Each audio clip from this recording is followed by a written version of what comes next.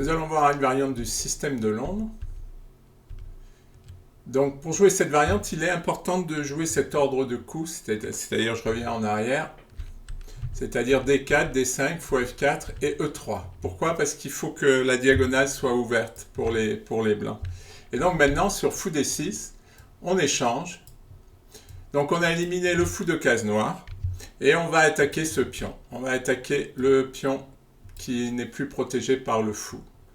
Les noirs sont presque obligés de le défendre comme ça, ce qui est un affaiblissement.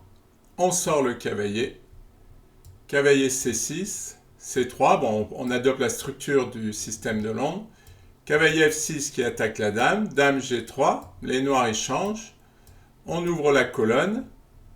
Bon, là, les deux camps vont se développer, logiquement. Cavalier G4, l'idée c'est de pousser E5. Fou E2.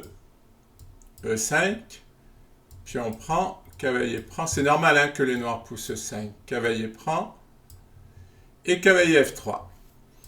Et là, les blancs ont un léger avantage parce qu'ils peuvent attaquer sur la colonne H, se servir de leur pion G pour attaquer sur cette colonne.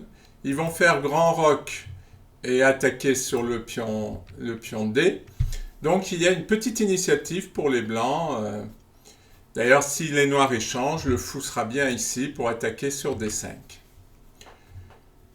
C'est une des variantes que l'on peut jouer contre fou D6.